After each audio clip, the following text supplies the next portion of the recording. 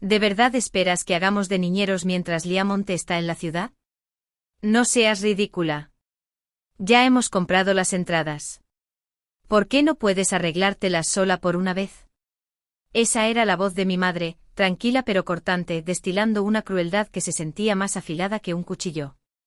Ni siquiera dudó. No le importó que estuviera a pocas horas de entrar en quirófano, conectada a 4 vías, sujetando mi barriga hinchada con los puntos de la cesárea de emergencia aún frescos, suplicando ayuda. Recuerdo mirar la pantalla de mi teléfono, sus palabras repitiéndose en mi cabeza como un disco rayado. Eres un problema. Siempre un inconveniente. Hola a todos, mi nombre es Aitana Soler y tenía 29 años cuando aprendí que los lazos de sangre pueden estrangular más fuerte que unas cadenas. Tenía mellizos apenas de unos meses, 2 vidas frágiles que necesitaban brazos que los mecieran y biberones calientes. Mi única petición era simple, que los cuidaran por una noche mientras me llevaban a una cirugía crítica. Pero en lugar de compasión, mis padres y mi hermano me dieron abandono disfrazado de excusas. Yacía allí en la cama del hospital de Valencia, las luces fluorescentes zumbando sobre mi cabeza, el aire antiséptico quemándome las fosas nasales. Los zapatos de la enfermera chirriaban contra el linóleo mientras susurraba: ¿tiene a alguien que se ocupe de los bebés mientras está en recuperación? Y mi garganta se cerró porque la respuesta era no. Quería gritar, llorar, exigir saber por qué el amor tenía que ser condicional, porque tenía que pagar con gratitud y silencio solo para ser digna de su presencia. Pero todo lo que hice fue apretar los labios hasta que sentí un sabor metálico a hierro en la boca. El concierto de Liamonte. El concierto de Liamonte en Madrid. Eso era lo que importaba más que yo desangrándome en una mesa de operaciones. Eso era lo que importaba más que mis hijos respirando por la noche. En ese momento algo dentro de mí se cristalizó, frío, afilado, irrompible. Ya no iba a suplicar. Encontré una cuidadora, una extraña que mostró más amabilidad en una llamada telefónica de 2 minutos que mi familia en toda una vida. Ella meció a mis niños mientras me cosían de nuevo, mientras mis padres bailaban bajo las luces del escenario y mi hermano lo filmaba todo para sus historias de Instagram. 3 semanas después, cuando las heridas quirúrgicas apenas habían sanado y el silencio se había instalado en mi casa como un fantasma indeseado, llamaron a la puerta. Un golpe que prometía que todo estaba a punto de cambiar. Llamaron de nuevo. 3 golpes secos que resonaron en la tranquilidad de mi salón. Mis mellizos se agitaron en sus Moisés, con sus pequeños puños cerrándose mientras dormían. Por un momento me quedé paralizada, con el corazón latiéndome en la garganta. No esperaba a nadie. Avancé con cuidado hasta la puerta, notando el tirón de los puntos con cada paso, y miré por la mirilla. Era mi madre, Carmen. Su rostro se veía pálido, desgastado y extrañamente desesperado. Detrás de ella estaba mi hermano, Javier, con los brazos cruzados, cambiando el peso de un pie a otro como si el cemento quemara bajo sus zapatillas. Abrí la puerta lo justo para que mi voz se filtrara. ¿Qué quieres, Carmen? Necesitamos hablar, dijo mi madre, su tono temblando ahora, tan diferente a aquel gélido rechazo de hacía semanas. Es urgente. Me quedé mirándolos, recordando las luces fluorescentes, el aire antiséptico, la forma en que me dijo que yo no era más que un problema. La imagen estaba sembrada dentro de mí. Me dejasteis cuando más os necesitaba, dije en voz baja, con la voz tan firme como pude conseguir. Ahora estáis aquí. ¿Por qué? Mi hermano exhaló frotándose la sien. Es papá. Tuvo una situación. Necesitamos tu ayuda. Lo absurdo casi me hizo reír. No habían estado allí cuando yo me estaba desangrando, cuando pensé que quizás no sobreviviría. Sin embargo, aquí estaban en mi porche exigiendo, siempre exigiendo. Ayuda, repetí, dejando que la palabra se suspendiera entre nosotros como humo. Sí, insistió mi madre, sus ojos moviéndose hacia los bebés dentro. Siempre has sido muy resolutiva. No podemos manejar esto solos. Y ahí estaba de nuevo ese sentido de derecho, la creencia de que yo existía solo para limpiar sus desastres, para ser el andamiaje invisible que sostenía su mundo. Me apoyé en el marco de la puerta, mi cuerpo dolía, pero mi determinación era sólida como una roca. Vosotros tomasteis vuestra decisión la noche de aquel concierto. Su silencio me dijo que lo recordaban. No cerré la puerta. Todavía no. Algo dentro de mí quería ver hasta dónde llegaría su desesperación. Porque a veces la venganza no comienza con portazos. A veces comienza dejándolos abiertos, lo justo para verles retorcerse. Las manos de mi madre jugueteaban, agarrando las correas de su bolso tan fuerte que el cuero crujía. Mi hermano no me miraba a los ojos, su mandíbula trabajando como si masticara piedras. Finalmente ella habló. Tu padre ha sido estafado. El dinero, Aitana. Todo perdido. Las palabras flotaron en el aire como cristales rotos. Parpadeé aturdida no por la confesión, sino por la ironía. Durante 4 años mi padre había financiado los caprichos de mi hermano, negocios que nunca duraban, viajes que se convertían en indulgencia. Él se había burlado de mí por elegir la estabilidad, por trabajar en silencio, por no ser lo suficientemente ambiciosa. Y ahora su imperio de orgullo se había derrumbado. Crucé los brazos presionando contra el dolor en mi pecho. Y esto me concierne a mí porque. Mi hermano finalmente levantó la mirada. Sus ojos eran penetrantes, teñidos de humillación.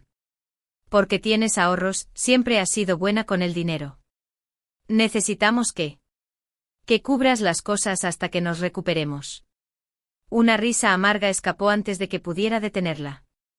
Mis bebés se agitaron con el sonido, sus pequeños alientos recordándome las noches en que había llorado en silencio, meciéndolos sola. Y ahora las mismas personas que me dejaron abandonada en una mesa de operaciones querían mi ayuda. ¿Queréis que os rescate?, dije suavemente.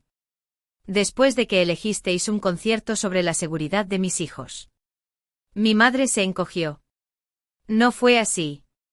Fue exactamente así, la corté. Por un momento solo hubo silencio.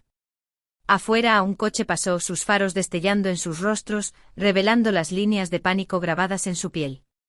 Pensé en la sonrisa amable de la cuidadora, sus manos acunando a mis hijos. Una extraña que había aparecido cuando la familia no lo había hecho. Pensé en cómo me ardían los puntos mientras firmaba el primer cheque para pagarle. Dinero que una vez había ido a mis padres sin cuestionar. Ahora querían más. Siempre más. Di un paso atrás, la puerta aún abierta, pero mi voz era de acero. Contadme todo. Cada detalle de cómo lo perdisteis todo. Porque si querían mi ayuda, primero tendrían que desangrar la verdad. La voz de mi madre se quebró mientras comenzaba. Tu padre invirtió. Se suponía que era seguro.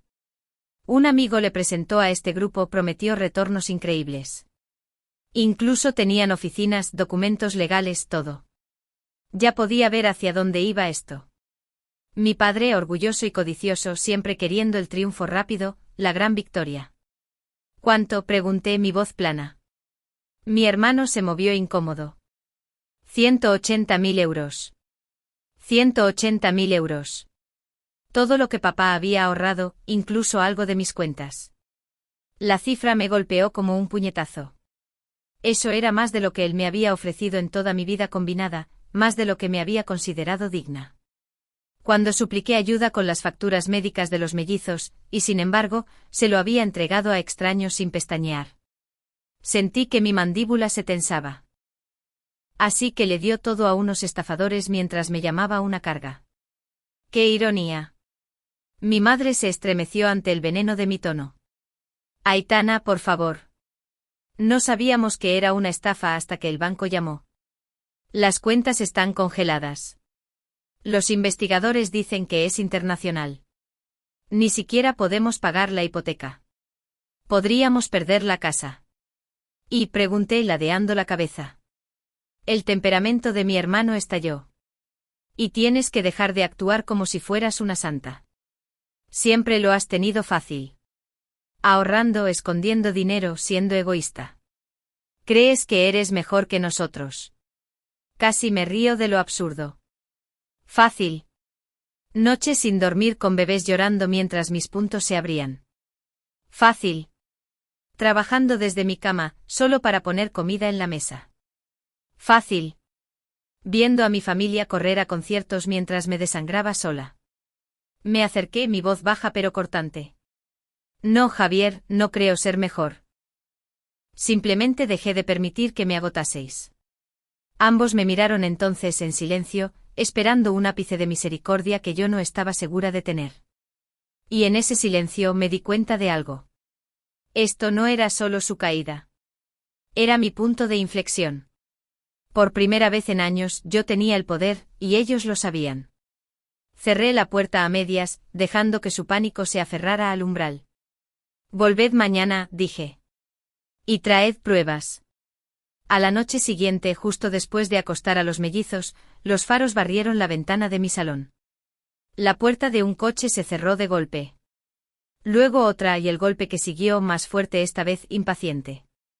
Cuando abrí la puerta, mi hermano me empujó una carpeta en las manos. Aquí, la prueba que querías. La llevé a la mesa de la cocina, sus pasos siguiéndome como sombras. Mi madre se agarraba el abrigo con fuerza, sus ojos se dirigían a los Moisés donde dormían mis bebés. No se atrevió a hablar. Abrí la carpeta. Páginas y páginas de contratos, folletos brillantes, incluso fotos de oficinas lujosas con inversores sonrientes. Pero luego lo vi. La firma de mi hermano, audaz e imprudente en la línea debajo de la de mi padre. Y solicitudes de préstamo, 3 de ellas, con mi nombre mecanografiado pulcramente en la línea de la balista. Falsificado. El aire abandonó mis pulmones. Falsificaste mi nombre. Mi hermano se encogió. Era solo papeleo. Nadie se suponía que saldría herido. Pensamos. Pensasteis, siseé cerrando la carpeta de golpe. Pudisteis apostar con mi vida, mi crédito, el futuro de mis hijos sin que yo lo supiera. La voz de mi madre se quebró. No sabíamos que él haría eso. Nosotros. Pero sus palabras sonaron huecas. Ella siempre lo había sabido. Siempre se había apartado cuando era conveniente. Me levanté lentamente, la silla raspando contra el suelo de baldosas, el sonido tan afilado como una cuchilla. Así que mientras estaba en una mesa de operaciones, luchando por respirar, no solo estabais en un concierto. También estabais arrastrando mi nombre a vuestras mentiras. Ninguno de los dos habló. Los hombros de mi hermano se hundieron, su arrogancia desangrándose en vergüenza. Los miré. Estas personas que me habían llamado un inconveniente, un problema, una carga. Y ahora me necesitaban para arreglar el desastre que habían construido sobre mi nombre robado. Por un breve momento lo vi. La casa que podrían perder, la angustia grabada en el rostro de mi madre, la mirada vacía en los ojos de mi hermano. Pero luego pensé en mis mellizos, inocentes y frágiles, que merecían algo mejor que este ciclo de traición. Coloqué la carpeta de nuevo en sus manos. Marchaos, dije con frialdad. Antes de que llame a la policía. No se fueron en silencio. El rostro de mi hermano se retorció de frustración. ¿Crees que puedes simplemente cerrarnos la puerta? ¿A la familia? Su voz se elevó y miré instintivamente hacia los Moisés. Mis hijos se agitaron y un calor de advertencia surgió en mí. Baja la voz, dije bruscamente. Pero él no lo hizo. Se acercó arrojando la carpeta de nuevo sobre mi mesa. Si no ayudas a Aitana, irán también a por ti. Esos préstamos tienen tu nombre. ¿Lo entiendes? Te hundirás con nosotros. La amenaza flotó pesada en la habitación como gas venenoso. Mi madre jadeó suavemente. Javier, para. Pero pude ver en sus ojos que estaba aterrorizada por la verdad en sus palabras. Sostuve su mirada incluso mientras mi corazón latía con fuerza. Tú falsificaste mi nombre. Si yo me hundo, tú eres arrastrado conmigo. Y no pienses ni por un segundo que te protegeré esta vez. Su mandíbula se apretó, pero su bravuconería flaqueó. Mi madre intervino entonces con la voz rota. Aitana, por favor, si no es por nosotros, por tu padre. Está enfermo de preocupación. Esto lo matará. Una risa amarga se me escapó. ¿Quieres decir que matará su orgullo? Le importó más el dinero que su hija desangrándose en una cama de hospital. El silencio se tragó la habitación. Por un momento consideré darles un portazo en la cara para siempre. Pero otra parte de mí, una parte más fría, se dio cuenta de que esto no había terminado. Estaban desesperados. Animales acorralados, y los animales acorralados muerden. Me incliné hacia adelante, la voz baja. ¿Queréis que me involucre? Bien, pero no en vuestros términos. A partir de ahora, yo controlo la narrativa. Cada documento, cada llamada, cada palabra, pasa por mí. Y si mentís una vez más, os quemaré con la verdad. Los ojos de mi hermano parpadearon con miedo y rabia. Mi madre asintió demasiado rápido, el alivio inundándola. Pero por dentro no estaba aceptando ayudar. Estaba tendiendo la trampa, porque si querían que me enredara en este lío, me aseguraría de que se arrepintieran de haberme arrastrado a él. Se fueron esa noche con promesas como barcos de papel, frágiles, colapsando en el momento en que el río saboreó la sal. Los observé irse en la luz del porche tallando sus sombras largas y delgadas a través de mi suelo.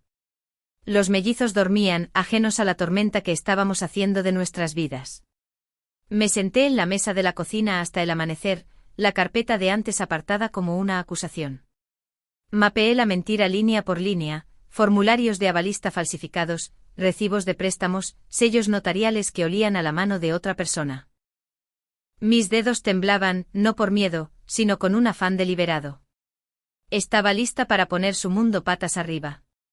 El paso 1 fue pequeño y quirúrgico. Llamé al banco no para suplicar, sino para aprender. Escuché el protocolo y los ID de grabación, anoté nombres, horarios de registro. Aprendí la arquitectura de la estafa, empresas fantasma, cuentas en el extranjero, una cadena que conducía a un único corredor de bolsa que amaba el dinero fácil y las mentiras aún más fáciles. El paso 2 fue la presión pública. Hice publicaciones calculadas en redes sociales neutrales, fácticas, nada más y nada menos sobre la prevención de fraude y los derechos del consumidor en nuestra ciudad, etiquetando a grupos comunitarios locales. Vi cómo sus mensajes se extendían por el barrio donde la reputación de mis padres vivía como un jarrón frágil. La gente comenzó a susurrar. La preocupación se tornó en sospecha. El paso 3, vulnerabilidad dirigida. Contacté al investigador a cargo y solicité copias de la notificación del banco a mis padres. Hice preguntas que incomodaron y despertaron la curiosidad del investigador. Él accedió a reunirse no porque confiara en mí, sino porque mi nombre, ahora vinculado a documentos falsificados, hacía que todo el asunto fuera desordenado e interesante. Desordenado era bueno. Lo desordenado exponía más que el silencio ordenado. Mientras tanto mantuve el día de los bebés constante. Biberones, siestas, nanas. Contraté a la cuidadora de nuevo para las tardes y ensayé la calma para las llamadas telefónicas a la hora de la siesta. En segundo plano, enhebré migas de pan directamente hacia el corredor de bolsa, correos electrónicos, solicitudes educadas de recibos, una exigencia cortés de prueba. Cada mensaje educado era un espejo sostenido frente a sus rostros. Mi hermano llamó 2 veces. Lo dejé sonar. Mi madre envió un mensaje de texto corto y frenético. No respondí. Quería que sintieran la lenta erosión de la certeza. La misma erosión que me habían dado cuando eligieron las luces del escenario sobre mis puntos de sutura. A medianoche hubo un golpe. No en mi puerta esta vez, sino el tipo que se propaga por Internet. Un mensaje reenviado, una captura de pantalla, un comentario que se convirtió en un hilo. Sus vecinos estaban haciendo preguntas. La casa que había parecido impenetrable todos estos años tenía una grieta. Y a partir de esa grieta, todo comenzó a caer. La grieta se ensanchó rápidamente. Lo que comenzó como susurros online se convirtió en gritos a la luz del día. Los vecinos ya no saludaban a mis padres en el camino de entrada. Viejos amigos dejaron de responder a sus llamadas. El nombre de mi padre, una vez intocable en los círculos locales, ahora se apareaba con palabras como fraude, imprudente y mentiroso. Ni siquiera había necesitado presionar fuerte. Solo un empujón, una semilla de verdad, y su fachada cuidadosamente construida colapsó bajo el peso de su propia arrogancia. 3 noches después, recibí una llamada del investigador. Hemos rastreado los documentos. Las firmas de avalista falsificadas.